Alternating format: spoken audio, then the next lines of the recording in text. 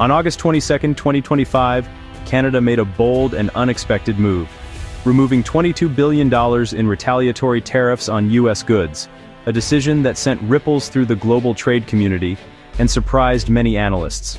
This action signaled a clear desire to end a years-long trade standoff that had strained relations between the two economic giants and disrupted countless businesses. These tariffs, imposed since 2018 in response to Trump's steel and aluminum duties, had targeted everything from bourbon to cheese, aiming to hit key U.S. political districts and pressure American lawmakers.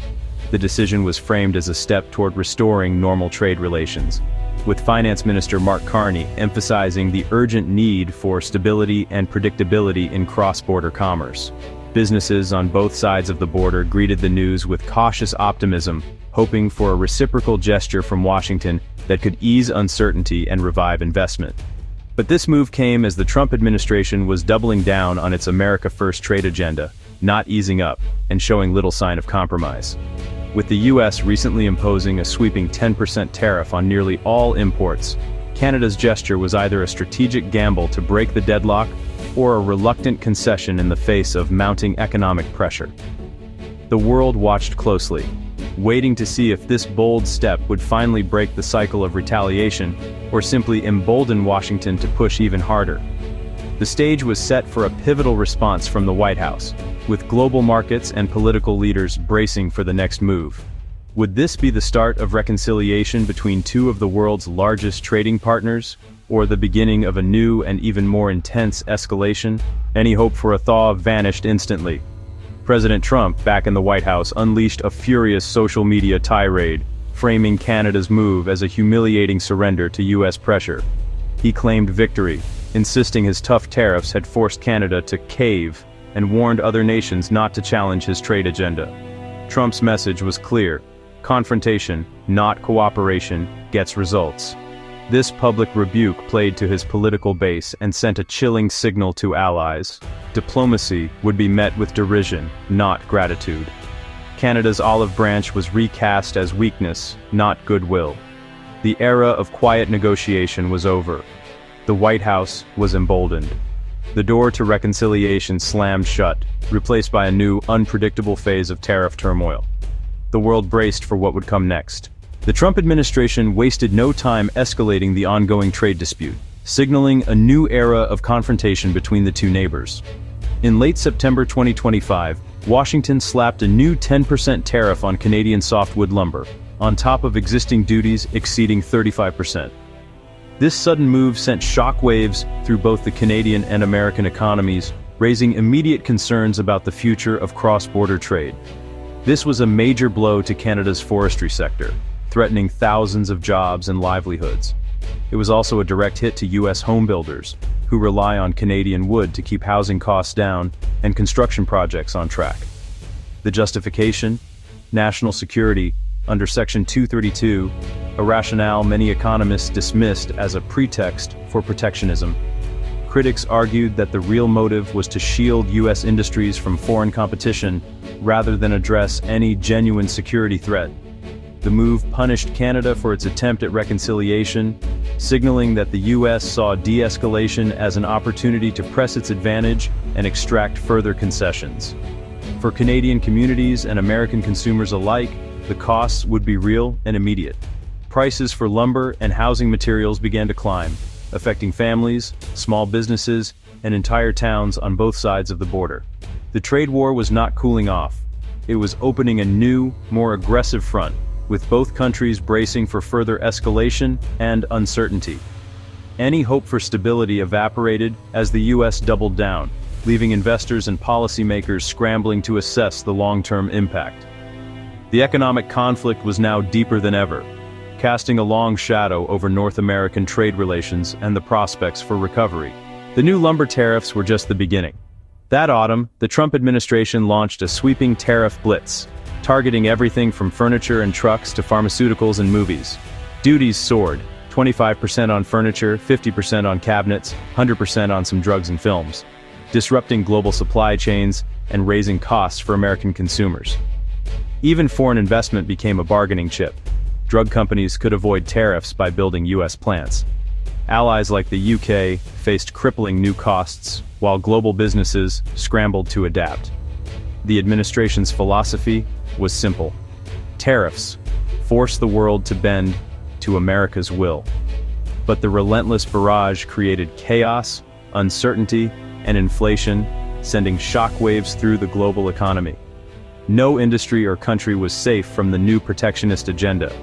The world economy was now navigating a minefield of unpredictable U.S. trade policy. The ripple effects of America's tariff blitz were felt worldwide. In Japan, factory output and retail sales slumped, signaling growing economic strain. Switzerland's central bank intervened to stabilize its currency as investors fled to safe havens, threatening Swiss exports. In China, U.S. farm exports collapsed under retaliatory tariffs, forcing Beijing to turn to Brazil and Argentina for soybeans and beef.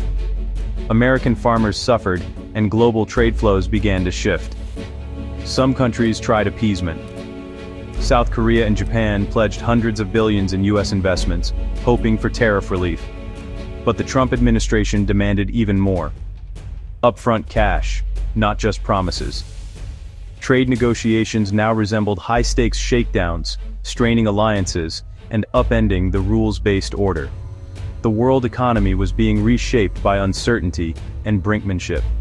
The cost of protectionism was mounting everywhere. Global corporations scrambled to survive the tariff storm.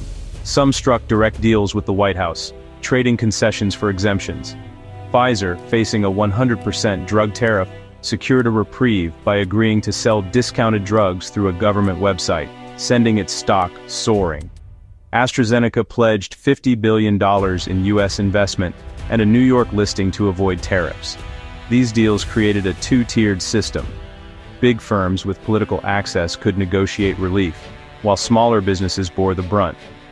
The rules-based system was eroding, replaced by ad hoc, deal-driven policy. Success now depended less on competitiveness, more on political connections. The new trade order was unpredictable and deeply unequal. The Trump administration touted tariffs as a windfall for the U.S. Treasury, promising that these new taxes on imports would generate significant revenue for the country.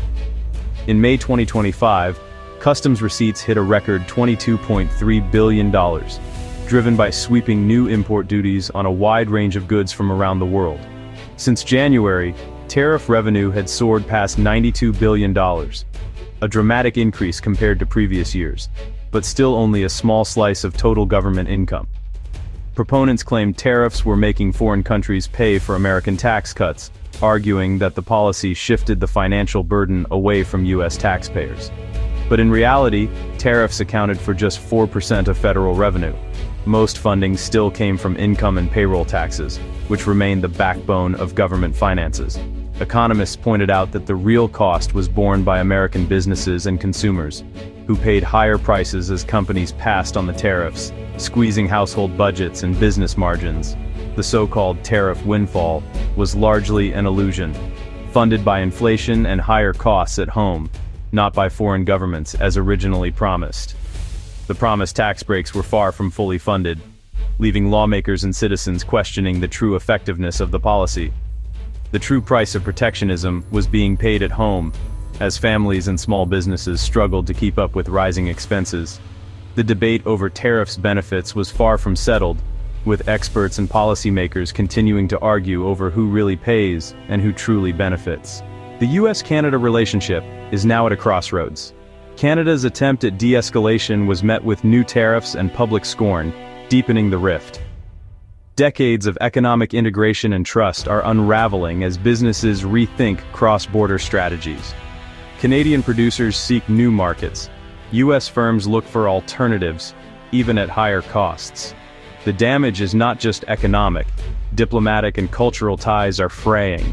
The Trump administration shows no sign of backing down, leaving Canada with tough choices: weather the storm, retaliate, or seek piecemeal deals. The era of easy partnership has ended, replaced by conflict and uncertainty. The world's largest bilateral trading relationship faces an uncertain future. The stakes for both nations have never been higher.